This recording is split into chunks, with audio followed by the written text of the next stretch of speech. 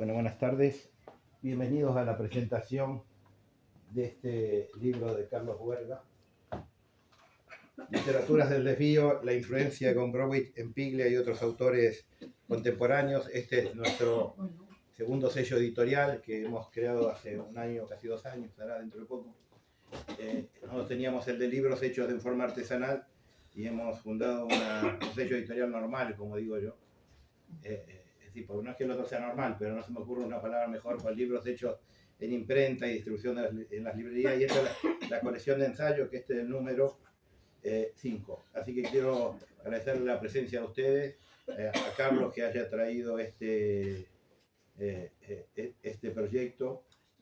Ustedes saben que, como me digo una cosa que, o sea, ninguno de nosotros nos vamos a volver millonarios con este tema, las cuestiones afectivas juegan un papel importante, y yo no lo conocí a Gombrowicz claramente, pero sí fui amigo de Ricardo Piglia, entonces cuando me trajo este proyecto no pude decir que no, más allá del valor literario que tiene. Y quiero agradecerle a otro amigo de la casa, Jorge Olivera, que va a hacer hoy la presentación del libro. Bueno, nada más. Jorge. Bueno, buenas noches. Muchas gracias a Claudio por recibirnos en la librería y a ustedes por venir. Y a Carlos por pedirme que presentara este libro, que apareciste ahí de la noche a la mañana, de la mañana al día. Entonces, sí, pensábamos hacer una breve presentación de Carlos y luego simplemente lo que vamos a hacer es dialogar sobre el libro, ¿no? O sea, comentar un poquito las cosas que tiene el libro y por qué el libro es interesante, ¿no?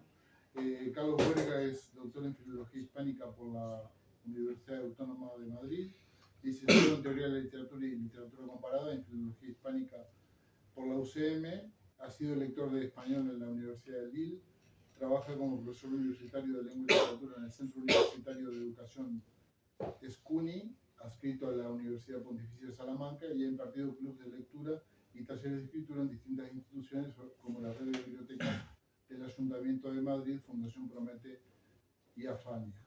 Es autor de los libros de poesía Un hombre en el umbral, 2010, Road Movie, 2012, Habitar el agujero, 2021, así como del ensayo Literaturas del Desvío, la influencia de Gombrowicz en Piglia y otros autores contemporáneos, del 2024. Y la novela Nada que perder, su primer libro, Nada que perder, que todavía no se editó. Su próxima aparición. Su primer libro, Un hombre en el umbral, obtuvo en 2010 una mención especial al premio Ausias March del colectivo Alison de Witt sobre los mejores libros de poesía de aquel año. Poemas suyos han sido publicados en revistas como Aullido, Ariadna, Obituario, Tendencias 21, así como la antología Marca da España 2016.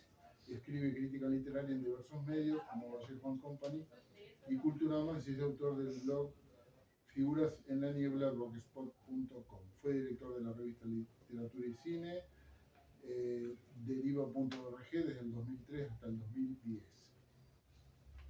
Y nosotros nos conocimos en el 2012, ¿no? O 13, en infaustas circunstancias, sí, que luego han dado... eso da para eso es un road movie, sí, por sí mismo, ¿no? En las bibliotecas del Ayuntamiento de Madrid. Y bueno, la verdad que yo he leído este libro entre sobresaltos y sobresaltos, como suele ser la lectura, y he escrito dos parrafitos que me gustaría leerlos y luego ya empezamos a dialogar. La lectura de Literaturas del Desvío de Carlos Huerga produce un efecto de contaminación, de huella que queda pendiente y que trae a la memoria otras lecturas y otras formas de leer. Estimulante resulta la experiencia porque genera eso que debe generar la lectura: inquietud y curiosidad. El libro de Huerga revisa síntomas, rastrea huellas de escritura, confronta espacios o lugares y relea una tradición para descubrirla, poner a la luz esas formas desviadas de hacer literatura que a veces nos sacuden y nos conmueven, provoca una agradable sensación de lectura desviada. El trabajo de Carlos revisa la génesis y el desarrollo de esa tradición a partir de la obra de Carlos Piglia, pero sobre todo revisa las conexiones que aparecen en la obra del escritor argentino, a veces de manera tangencial, hacia diferentes espacios, autores, formas desvíos. Ese concepto de literaturas desviadas remite a la idea de alejarse del canon para construir otro, para volverlo a destruir en un movimiento de ruptura que es, como decía Paz, propio de la vanguardia. Construir, romper, volver a crear. En esa dinámica, la obra de Piglia puede leerse como una continua desviación. A mí el libro me ha gustado mucho, porque me ha parecido muy estimulante para mi propio proceso de ir pensando cosas, ¿no? Que como suelo hacer, suelo pensar en las clases. Bueno, Gombrowicz, sin lugar a dudas. A alguien no le gustó. Está por ahí. Era un bromista. Era un bromista. Eso sí, pero lo mandó Bruce. No ha sucedido nada, está todo bajo control.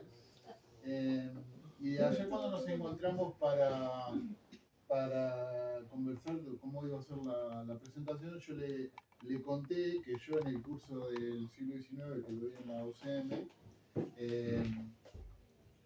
hablo de un concepto que es el concepto de escritor trasplantado, ¿no? Es decir, el escritor que arrancas de la maceta, lo llevas con raíz y todo, lo metes en otro lado, ¿no? Y te dije, el caso que me gusta más es el de Hudson, que nace en Argentina, luego escribe toda la obra en inglés, pero escribe sobre la memoria de Argentina. Y la sensación que tenía cuando leía tu libro, y alguna cosa que no he leído todo Gombrowicz, he leído algunas peregrinaciones argentinas, Cosmos, de Ferdidur, que lo leí en su momento,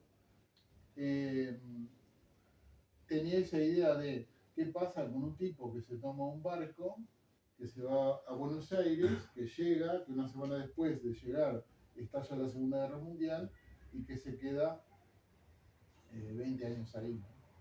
Entonces, ¿qué desafíos tiene? Me gustaría que habláramos un poquito de eso para empezar a hablar de luego cómo llega a Piglia, ¿no? Bueno, antes de nada, un agradecimiento simplemente para empezar por aquí.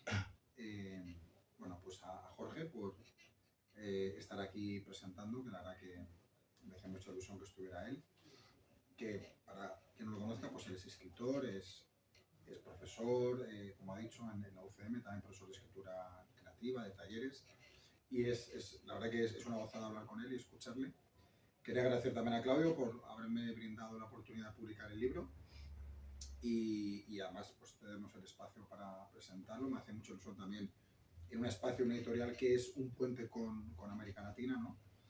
Y mucho, bueno, podéis ver, ¿no? También la decoración Borges, que aquí aparece bastante citado, ¿no? Y bueno, a todos los que estéis aquí, que habéis venido, pues muchas gracias. Y bueno, a mi familia, que está siempre por ahí también. Y a mi pareja, que es difícil a veces aguantar a los que escribimos, ¿verdad? Necesitamos siempre tiempo para escribir. Y cuando hablamos siempre de los escritores, tiempo, no tenemos tiempo, ¿no? Bueno, dicho esto, bueno, es interesante lo que planteas aquí, Jorge, me lo comentabas ayer. Y tú lo has dicho ahora, es realmente sorprendente que Gombrowicz era un escritor que publica su primer libro de relatos, que por cierto, un pequeño ahí paréntesis, yo reivindico ese libro, es un libro muy bueno, muy potente, heredero de la buena literatura del absurdo, sobre todo centroeuropeo, y creo recordar que lo publica en el año 33, algo así, y luego su gran novela que es Ferdidur, en el 37, pero en Polonia no es del todo aceptado por el canon. Es verdad que él era, tú lo has dicho un poco, era heredero de las vanguardias también. Era un personaje muy atípico y muy irreverente. Bueno, yo creo que a día de hoy podemos decir que era un poco heredero del dadaísmo, sería un punk completamente. Y como tú bien has dicho, es invitado por la Embajada de Polonia en Buenos Aires, con la mala suerte para él que bueno, pues está en la Segunda Guerra Mundial, todos sabemos lo que ocurre ahí en Polonia, y se queda 20 y pico años allí, ¿no?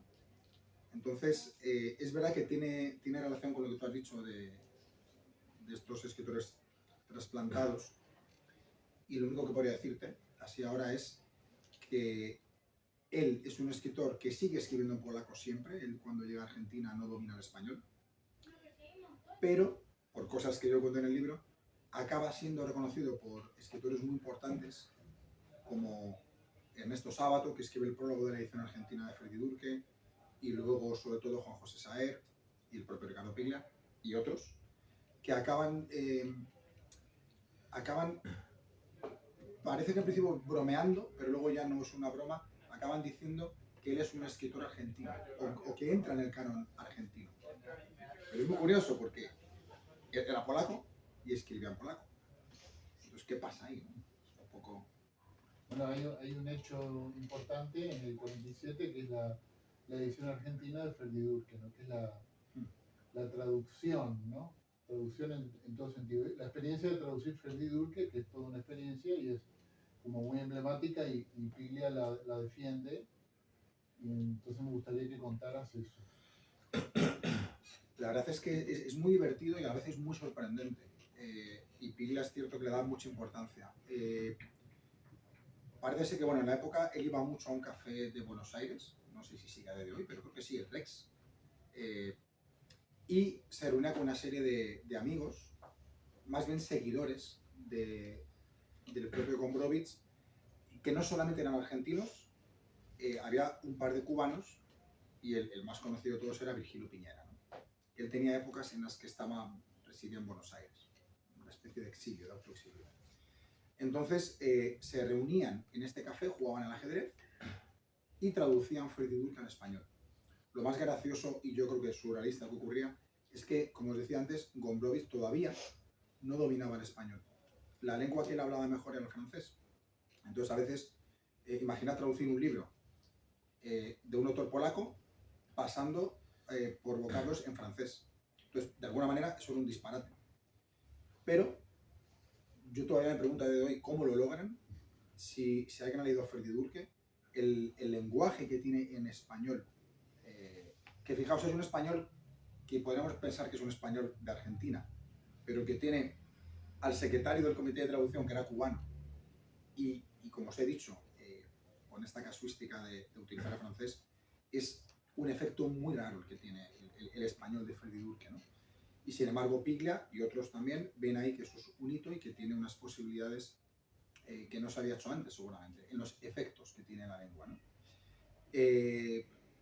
Hay muchos neologismos, muchas palabras que inventa Gombrowicz y los traductores al español, por ejemplo, no podermiento, o por ejemplo, cuculitos, la forma en la que nos sentamos, bueno, es muy divertido.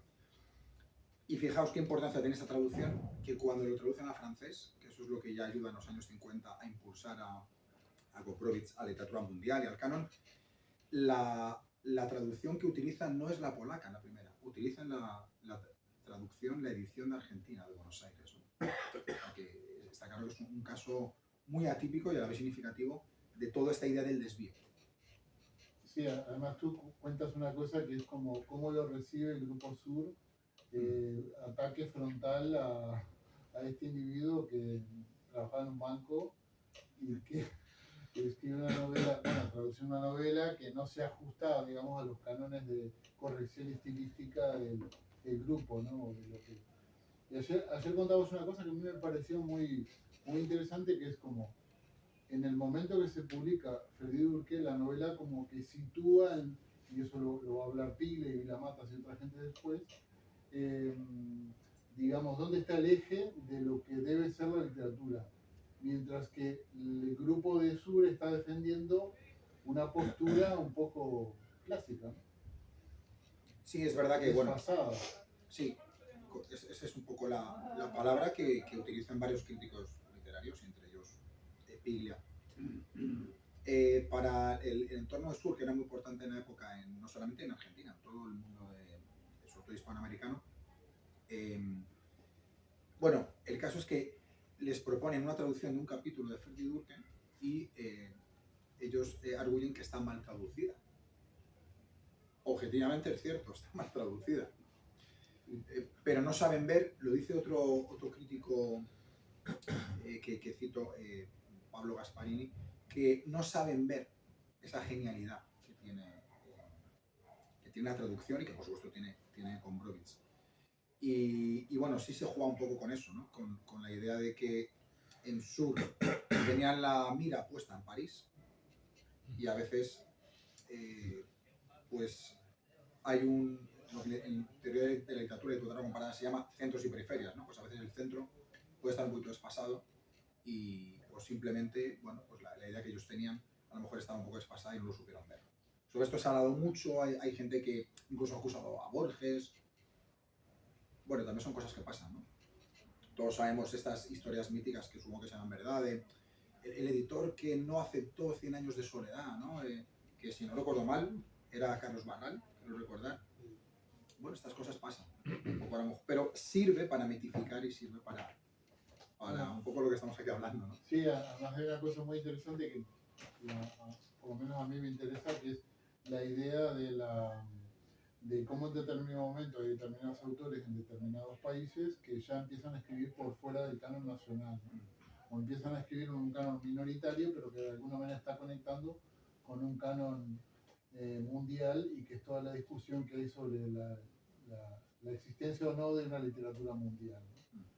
Que eso me parece, también lo mencionas al principio, pero sí tiene que ver de qué manera, por ejemplo, la traducción de Freddy Durke o la propia forma de escritura que tiene Gombrowicz se sitúa en un eje de formas de escribir o formas de entender la literatura que la generación siguiente va a ver, ¿no? De alguna manera le va a parecer interesante.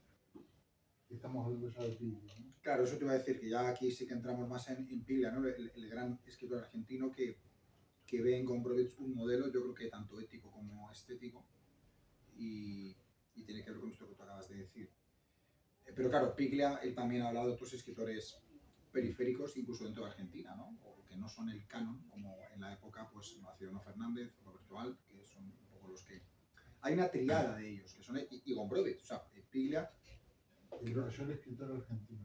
El mayor escritor argentino es Gombrowicz, ¿no? Y por cierto, que también hablábamos tú y yo, dice que Borges es eso lo dice en Esperación Artificial, su gran novela, que es el mejor escritor argentino del siglo XIX. Sí. Claro, Piglia, que en esto es muy gombrowicziano, es también un bromista, ¿no? Pero claro, si escribes eso o dices eso, habrá algo que querrás tú ahí provocar, ¿no? Pero bueno, y luego, como tú has dicho, otros escritores, que yo hablo en un último capítulo, hablo de ellos, como Roberto Bolaño, como Enrique Vilamatas, Sergio Pitol y Alan Pauls, un pequeñito capítulo, pero que están también muy influenciados por la ética y la estética de Gombrowicz, y esta idea que tú has dicho ahora, ¿no? De cómo o sea, cómo ciertos escritores, yo al menos lo veo así, que hoy en día, estos que acabamos de decir, creo que son todos canónicos dentro de la literatura hispánica, cualquiera de ellos, desde Piglia hasta Pauls, pero cuando empiezan siendo escritores periféricos. Por ejemplo, Vilamatas tiene un boom que es más o menos paralelo a la época de Bolaño. Bolaño, quien lo conozca, sabemos que, bueno, el escritor chileno que viene a España, vive la mitad de su vida en España y publica en España, pero no encontraba nunca quien lo publicara, ¿no? Y, sin embargo, ven en Gombrowicz como un filón. Ven algo que yo creo que a ellos les motiva, y curiosamente acaban siendo aceptados dentro del canon, ¿no? y de la literatura mundial, como tú decías, ¿no? Y hoy en día pues, son los que son. Sí, hubo una época, sobre todo cuando yo empecé a hacer la carrera hace muchos años, que yo pensaba, Gombrowicz debe ser un personaje, ¿no? Porque todos lo nombraban, pero no se conseguía la obra. Incluso en fines de los 70, 80, ¿no? Era como muy difícil conseguir la obra, y yo pensaba, ¿no? Digo, este es un personaje que se han inventado, un escritor ficticio, ¿no? Es como una concepción borgiana. Y luego, claro, cuando leo Respiración Artificial, es que el personaje de Tardeski es Gombrowicz y el personaje de Renzi es Piglia, ¿no? Que ahí está como lo convierte. Yo creo que en Respiración Artificial está gran parte de todo esto que venimos hablando. Sí, cierto. Bueno, es una novela importantísima dentro de, yo creo que ya no solo dentro de Argentina, dentro del mundo hispánico, así lo reconoce la crítica, ¿no? Y también muchos lectores y escritores. Pero hay algo curioso que tú lo has dicho, Gombrowicz, durante esas décadas que tú dices, 70, incluso 80, En España era muy difícil encontrar cosas de él, ¿no? Estaba descatalogado, mal publicado y no recuerdo, lo digo en el libro, pero bueno, creo que la fecha es aproximadamente año 2000, cuando Seix Barral, al menos aquí en España, empiezan a publicar Ferdidurque, Transatlántico, que es otra novela muy importante, que además tiene mucho el tema argentino, y El Diario, etcétera, ¿no? Y ahí parece que sí que empieza a tener, impulsan un poquito más estos otros autores que hemos citado. Pero creo que tenía, como a veces ocurre, tenía más prestigio, por ejemplo, el mundo francés. Francia, que incluso tuvo representaciones de un argentino que estaba allá, Jorge Labelli, creo que era el nombre, y aquí todavía no se le conocía. Entonces, bueno, en España tarda un poquito más. También hay que pensar que está el franquismo, ¿no? Y bueno, a pesar de que gana el premio Formentor, no recuerdo el año, pero bueno, en los finales de los 60 creo recordar. Sí. Entonces empieza a tener prestigio, pero creo que hasta casi siglo XXI no es cuando ha sido bien publicado, al menos en España. Hay una anécdota, bueno, lo conversábamos, hay una anécdota en el diario de Gombrowicz que es cuando lleva 20 años en Argentina y dice, ¿cuándo me voy a ir de aquí? ¿Cuándo me voy a ir de aquí? A ver si viene algo. Y entonces es muy curioso porque se va de vacaciones a Montevideo y pone verde a todos los intelectuales y dice, he vomitado al ver esa banda de idiotas, los escritores, no sé qué, odiaba a los grupos de escritores, ¿no? Dice que he tenido que irme. Y era como muy iconoclasta, ¿no? Sí. Y se va a Piriápolis, y entonces en Piriápolis le llega una carta y tiene un mes que lo habían invitado a una estancia de escritura en Berlín. Dice, oh mi Dios, me he perdido, se la van a dar a otro. Esto, hay otros que están con los colmillos afilados, ¿no? Y finalmente cuando vuelve a Buenos Aires hay un telegrama, responde usted si quiere venir a Berlín. Y esa entrada del diario está firmada en Berlín, ¿no? Entonces lo que es curioso de todo esto, y que tiene que ver con tu libro, es que él está desesperado por irse a Argentina, ¿no? Y de alguna manera es como, es un escritor que no tiene un lugar, no tiene lugar ni en Polonia, ni en Argentina dentro de la cultura oficial, pero sí dentro de este contracanon que va surgiendo y que hace suyo esta modalidad iconoclasta y también una forma de escritura, porque la forma de escritura que aparece en Ferdidurque, que es una traducción, es un poco el trasvase que hay a la condición de la literatura de Piglia, de Sartre, de otros, ¿no? Que lo reivindican. Sí, efectivamente, él a final de su vida vuelve a Europa y pasa por Berlín, aunque se ubica en Francia. Sí, Lo que pasa es que, bueno, enferma y no está muchos años ya, ¿no? Pero es cuando empieza a tener ese reconocimiento. Y como tú has dicho, que es por medio de un contracanon que bueno, es un modelo para muchos autores. Y luego también creo que lo ha sugerido, yo hablo en el libro de ello, de un escritor desubicado, ¿no? Es decir, un escritor desubicado, un escritor que no tiene una patria, ¿no? En el sentido de sentirse afín y saber que es un lugar seguro, y de alguna manera eso le sirve a otros escritores que están desplazados también, ¿no? Bueno, pues yo creo que tú comentas en el libro la idea del lugar, ¿no? Sí. De construir el lugar desde el que se escribe, que no es un lugar físico, sino que es un lugar, digamos, más bien construido en la escritura, ¿no? sí. Sí, hay que pensar que también hablo de ello. Fijaos, un escritor como Roberto Bolaño, que hoy en día es a nivel hispánico posiblemente el más importante de las últimas décadas,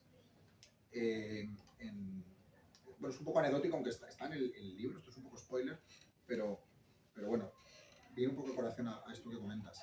Fijaos, cuando en España estas listas que hacen las revistas, ¿no? y los críticos de las mejores novelas españolas de finales de los años 90, ¿no? Los detectives salvajes aparecen en el número 1. Pero también hay un listado en México y aparecen los detectives salvajes en ese listado, ¿no? Y aparece en Chile y es también. O sea, Bolaño está como en 3 tradiciones de 3 países distintos, ¿no? 2666, por la revista Quimera, está considerado la mejor novela española de la década de los 2000. Bolaño era chileno, pero claro, de alguna manera es un escritor desplazado Y entonces hay una especie de no lugar, aunque lo que lo une es la lengua, ¿no? Que es la lengua española.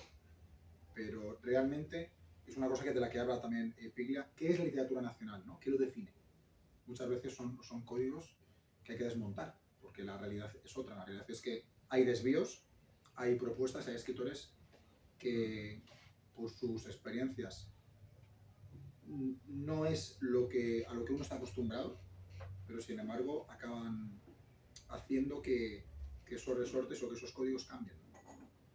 Es un poco el ejemplo del propio Gombrowicz. Sí, quizá la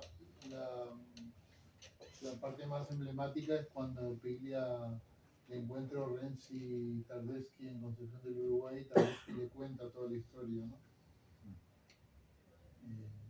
No sé si lo contamos o no.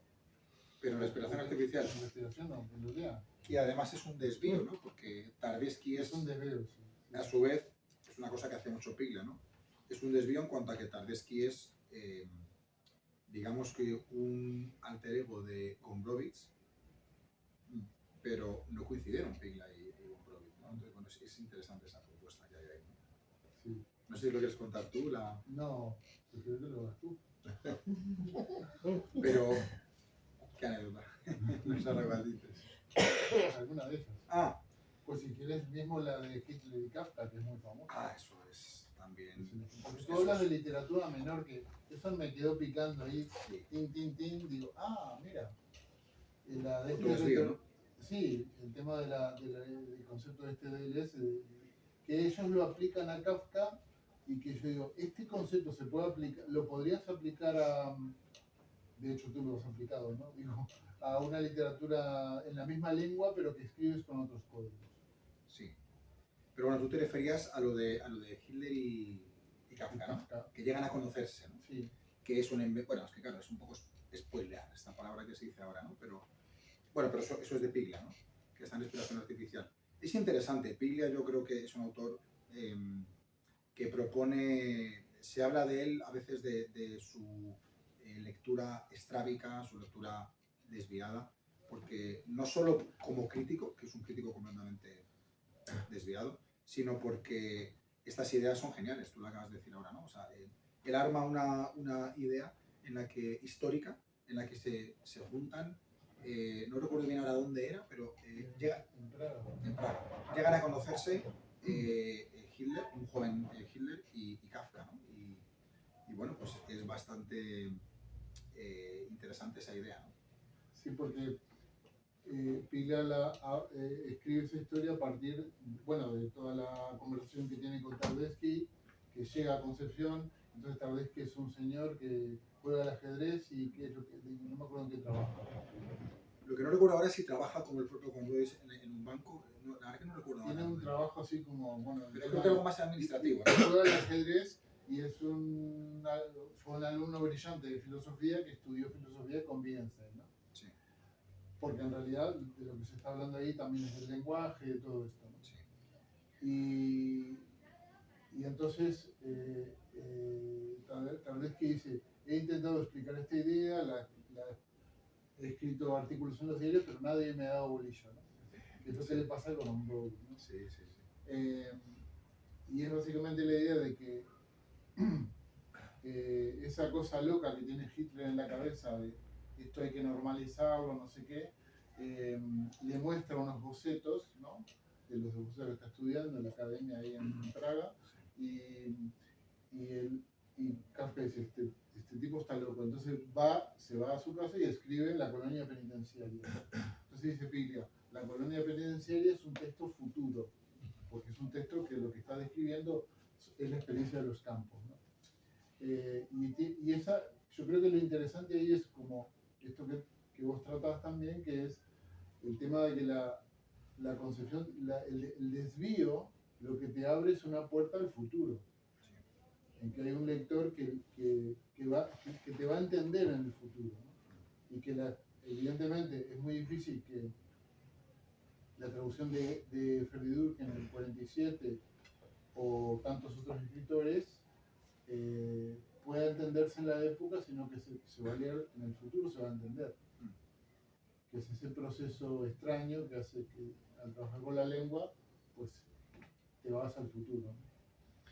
Sí, realmente es que la obra de Piglia está llena, yo diría incluso de paradojas, ¿no? Son ideas muy paradójicas, pero que a la vez, como tú dices, son desvíos, que lo que hace casi es replantearte ciertos paradigmas que hemos ido adoptando, pues por medio de la crítica, por medio de los académicos, y a la vez son puertas, como tú has dicho, y muchas no han ocurrido, pero ahí queda esa propuesta que hace y que permite que releamos, porque Piglia, yo creo que al final lo que siempre nos motiva es a releer la tradición con otros ojos, con otras gafas, y realmente pues es muy motivador, ¿no? para estas otras propuestas que han ido saliendo en los últimos años, ¿no? Sí, sobre todo porque te obliga a leer desde otro lugar, ¿no?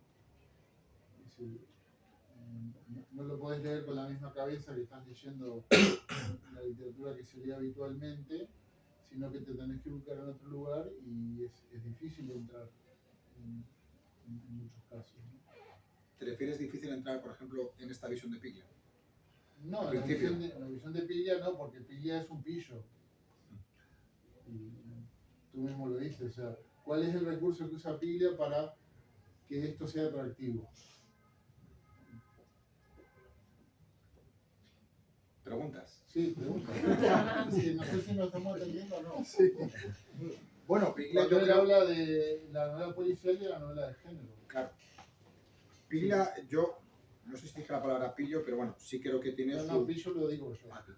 Pero lo es. Él tiene una visión estratégica y cuando él habla de otros autores o otros géneros, realmente creo que hay una intención, ¿no? Claro, porque en todas las novelas siempre hay un secreto, hay un misterio. Sí. Aquello que dice de los adioses de Netti, ¿no? Sí. Un secreto, un enigma y un misterio. Y a partir de ahí te engancha porque dices, yo quiero saber cómo acaba esto. Pero a medida que vas leyendo, te vas comiendo todo el veneno ese que te va quedando y dices, quiero más, dame más, ¿no? Sí, es verdad que hay una parte adictiva en Piglia y efectivamente toda esa teoría que luego también desarrollan algunos libros del complot, ¿no? Del secreto, como dices tú. Él tiene mucha mezcla o mucha influencia de novela policial y es verdad que hay una tensión que va creciendo a medida que vas leyendo sus libros, o sus cuentos también, pero a la vez te está armando otras cosas. Está armando otras cosas por atrás, ¿no? Sí, por atrás. Y bueno, pues realmente es fascinante, ¿no? El leer a Piglia. Obviamente, como a cualquier lector, a mí todo no me gusta por igual de él, pero sí que creo que hay distintas capas. Y no hay muchos escritores que tengan distintas capas. Y Piglia tiene muchas capas. Pero te puedes quedar en una y te puedes quedar en la parte policial y, como bueno, tú dices, y avanza, ¿no? A ver, por ejemplo, Plata Quemada, que es la obra más conocida, bueno, la que tuvo más difusión, a mí no me gusta mucho. Pues mira, eso estamos de acuerdo. A mí no me gusta, a mí me parece una novela comercial para ganar el premio, que le den el dinerito, pagar las cuentas y seguir haciendo su literatura, escribir su diario, ¿no? Hubo polémica, pero bueno, sí. Sí, Sí. hubo polémica con eso, ¿no? Claro, al final un escritor, bueno, pues oye, como cualquier otro artista, tiene que vivir. Como Gombrowicz, que publicaba el diario, bueno, ahí podemos entrar en la otra fase, que es la obra de Gombrowicz, que se conoce, es la que él publicaba en Francia. Sí, porque él, bueno, volviendo a Gombrowicz, él iba publicando en una revista polaca, que era de la embajada polaca en Francia, Cultura con K, él iba publicando por entregas su diario. Y luego a la vez bueno, él tenía polémicas intelectuales, ¿no? Y tuvo polémicas con Milosz, con Czesław Milosz, un gran poeta polaco, que yo creo recordar que se acabó nacionalizando estadounidense, o por lo menos tú lo conocerás mejor, creo que escribió en inglés luego, ¿no? Bastante pero efectivamente eso le ayuda también a él, porque al ser Francia, en el siglo XX al menos, Francia era, esto que decía yo antes, centros, periferias, obviamente era el centro, y eso le ayuda mucho a él a la hora de ser reconocido y entrar en la literatura mundial. Sí, entrar escribiendo diario, y que te publiquen diario. A ti te interesa lo de los diarios. Que me interesan los diarios porque, claro, cuando lees los diarios de Piglia dice, pero resulta que todo el laboratorio de trabajo estaba aquí, ¿no? Sí. De lo que va a hacer después. Que yo te pregunto también a ti, tú me decías que te gustan mucho los diarios de Piglia. Sí. ¿Por qué? Esos 3 tomos, ¿no? ¿Por qué 3 tochazos? ¿Y por qué te gustan? ¿Qué destacas tú ahí de los diarios de Piglia? Bueno, porque de una época a esta parte me gustan los diarios, más que la ficción. Me parece más interesante. Pero ¿Y qué hay en los diarios de Piglia que te parezca diferente o que quieras tú destacar? está el laboratorio del escritor, está como no está la cosa sentimental, el diario como se concibe en el 18, en el 19, esa cosa vomitiva, así como más subjetiva. Sí, intimista. Vamos a ser correctos, ¿no? Intimista. Sino que hay una cosa más de laboratorio de ideas, ¿no? Sí. Estoy escribiendo un cuento, no sé cómo solucionar esto, hoy leí un fragmento de fulano, creo que fulano se equivoca porque tal, te pone la cita, te pone la edición en la que está leyendo. Hoy he ido a ver a Borges, ¿no? Estamos hablando de Borges, Sí. le lleva un cuento y le critica a Borges, ¿no? Sí. Le critica a Borges. Dice, y Borges fue muy generoso conmigo y no me dijo nada. ¿No? Es verdad. Sí, no me dijo nada. Me dijo, como usted sabe, ¿no? Como decía Borges, ¿no? Y porque creo que en los diarios de Piglia está todo ese germen de lo que luego es la obra, ¿no? El ensayo, la ficción. Y yo creo que la relación con Gombrowicz es que los diarios de Gombrowicz no son diarios. Sí, es verdad que... Son otra cosa, ¿no? Otra cosa, es distinto. Está hablando de literatura, de cosas que le pasan, de hoy tuve que ir a comprar pan, no sé qué, me crucé con no sé quién y empieza a lanzar maldiciones sobre esa persona, dice, espero no verlo más, no sé qué. Es como muy divertido, porque no maneja como diferentes registros. Y entonces es convertir el diario, en el caso de Gombrowicz, en obra para publicar. Sí, por eso decía lo de la estrategia, tanto, yo creo que, bueno, que en ambos escritores, pero ahí en Gombrowicz. Yo no sé hasta qué punto hay una parte de casualidad, digo, el que publicara este diario por entregas en Cultura, desde París, pero sí creo que hay una estrategia de él. Y como tú dices, porque efectivamente eso es el germen de lo que luego conocemos como el diario, que es un buen tomo, es un buen tocho, un buen ladrillo. Y como tú dices, está lleno de géneros mezclados. Hay entradas que de repente se pueden acercar a lo íntimo, pero él parodia, que es otra idea muy de Piglia, ¿no? Y también tiene mucho que ver con los formalistas rusos, lo parodia, pero contra los poetas, que es un texto incendiario, a día de hoy, en 2024, es incendiario ese texto, que es un texto muy cortito, en formato libro, pero eso aparece dentro del diario, y es un ensayo que critica el lenguaje caduco de los poetas y, bueno, hay algo anecdótico, tú me dices que contar alguna anécdota, yo, de verdad que, bueno, aquí estamos hablando mucho de diario de Ferdi Durke, para mí la otra gran obra de Gombrowicz, aunque ahora vuelvo al diario, es Transatlántico, yo soy de los libros con los que más me he reído, y hay un duelo que también lo hay en Inteligencia Artificial, Sí. en el que está el personaje alter ego de Gombrowicz, que es el propio Gombrowicz, llega a, no recuerdo si era una fiesta diplomática, pero en todo caso era, como si dijéramos, la creme de la creme en Buenos Aires, y entonces aparece el denominado poeta local, que algunos decían que era Eduardo Mallea, otros que pudiera ser Borges, hay distintas teorías, ¿no? Pero en todo caso hay un duelo verbal, y entonces empiezan a dar citas de autores clásicos, de Cicerón, de no sé quién, que esto a la vez es muy borgiano, ¿no? Lo de dar citas a veces inventadas.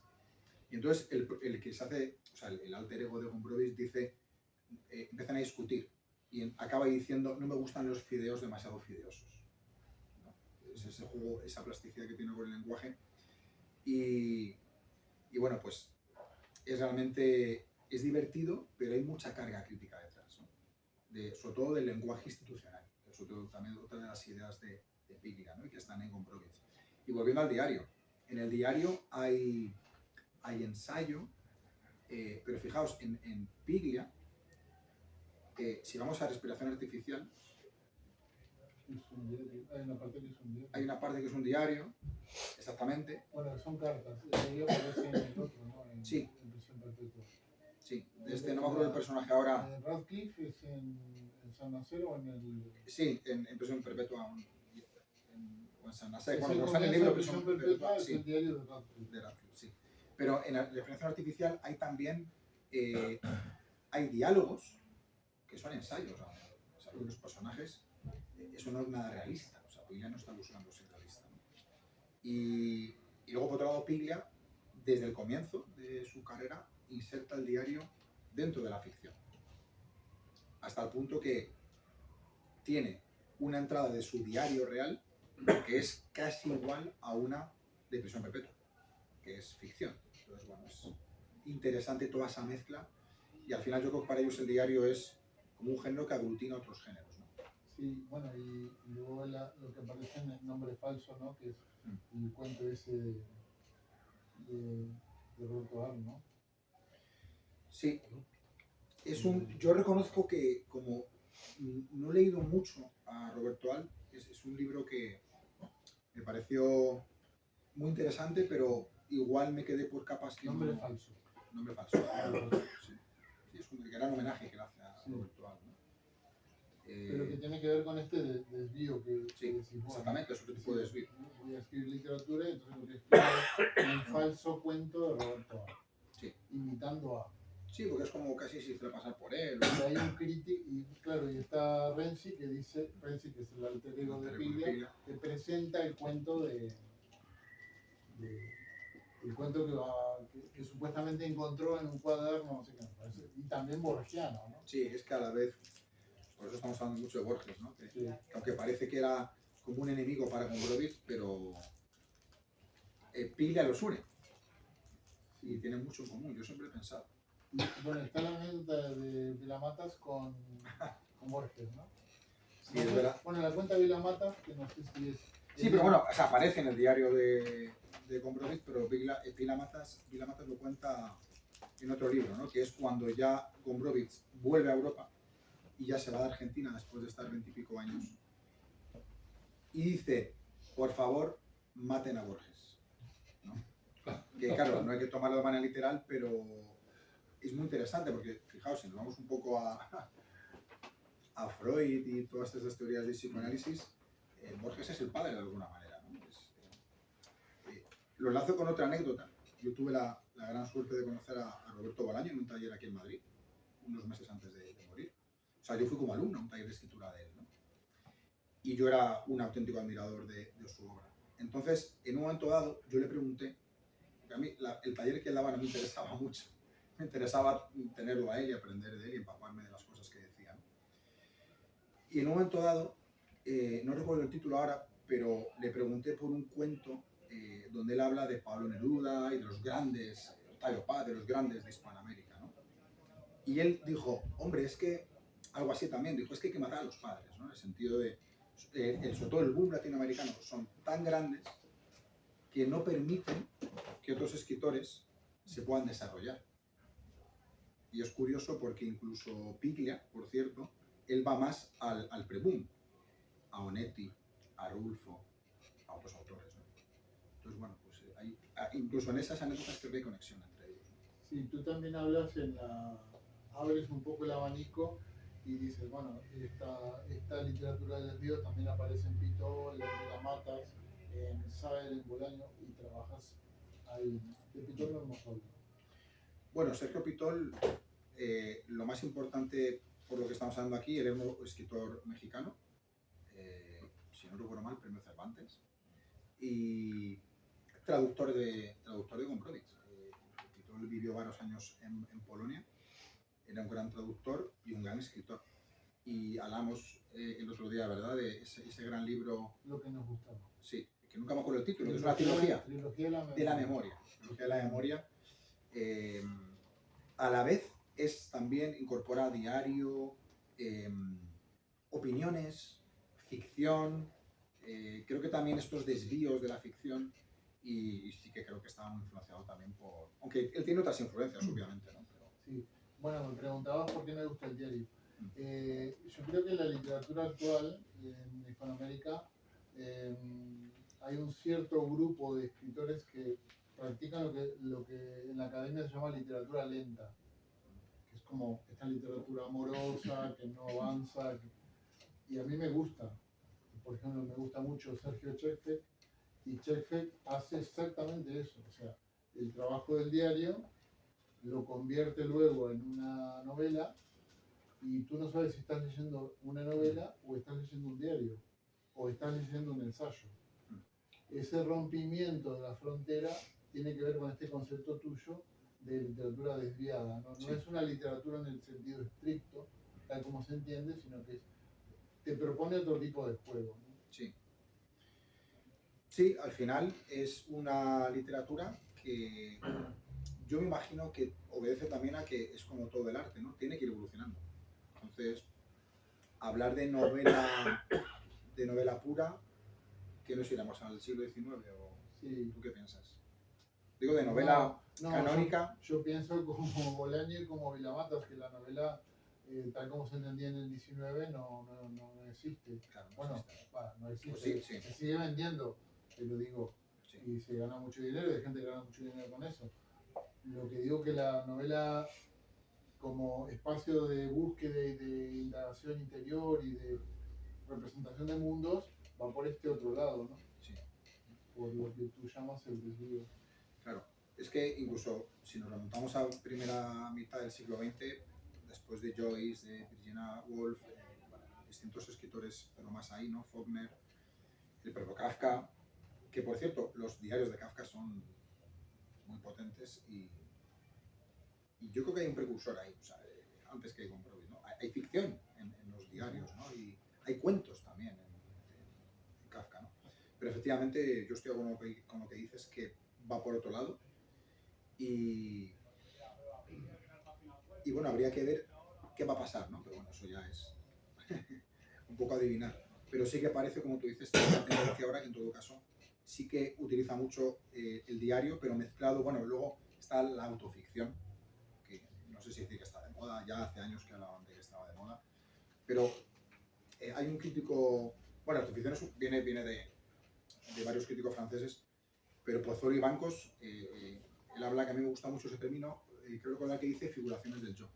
Sí. Me gusta mucho cuando habla de figuraciones del yo. Él incluso ha hablado de Muñoz Morín, ha hablado de Vilamatas también. Como que bascula un poco todo esto que estamos diciendo, ¿no? Bueno, lo que hay que separar y puntualizar, pero... Bueno, No sé qué piensas tú. ¿Qué pienso de esto? Pues que, como todo lo que hizo Borges, cuando habla del Dr. Johnson, en la biografía del Dr. Johnson, ya tenemos una especie de autoficción, que es la construcción del personaje. El personaje este que escribe la biografía de Johnson, en realidad es como el chismoso de la corte que cuenta, ¿no? Que es como que expone la vida privada. Y ahí hay yo creo que eso todavía está vigente. Bueno, cuando lees el libro de la vida de Samuel Johnson, entiendes por qué Borges decía, esto es interesante, ¿no? Porque es muy moderno, el concepto de que a alguien le interese la vida de alguien, ¿no? Sí, siempre hay escritores que se adelantan, ¿no? Incluso en esto de la autoficción, porque incluso se ha hablado también del propio Dante, ¿no? En este caso sería la biografía, Sí.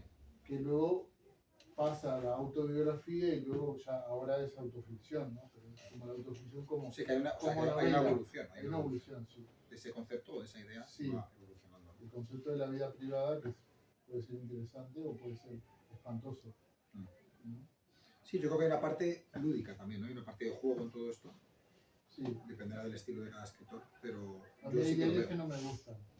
¿Quién, perdona? Hay diarios que no me gustan. Diarios, no, claro. Si son muy intimistas, a mí no me gustan. Sí, a mí tampoco. Claro.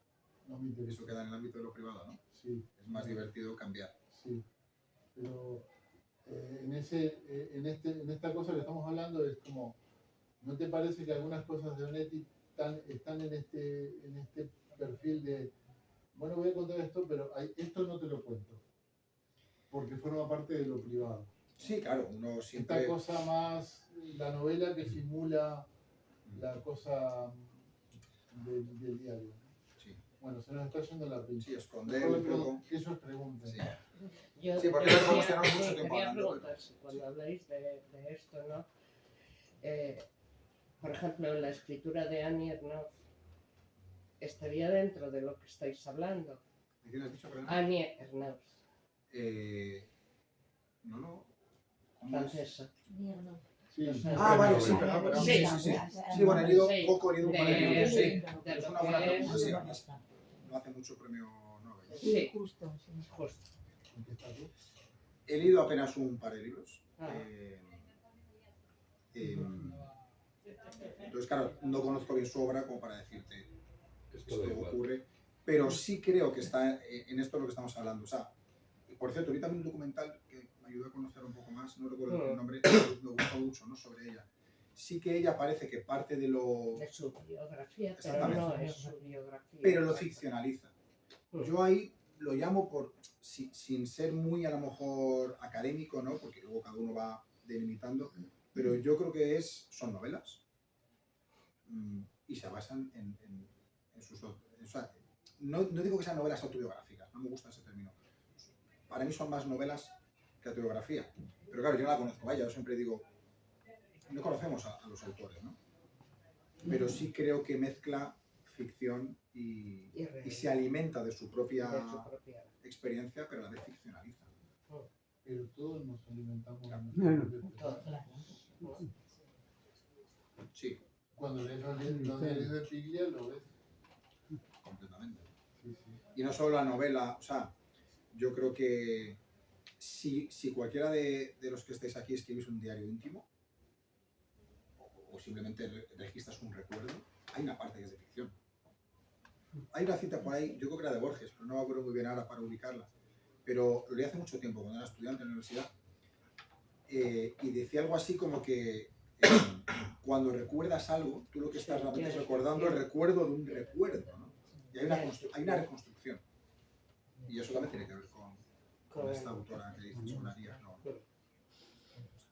¿Alguna otra pregunta o comentario? Bueno, entonces si les parece, ¿quieren agregar alguna cosa? O... No, por mi parte no. Bueno, muchas gracias. Muchas gracias a todos.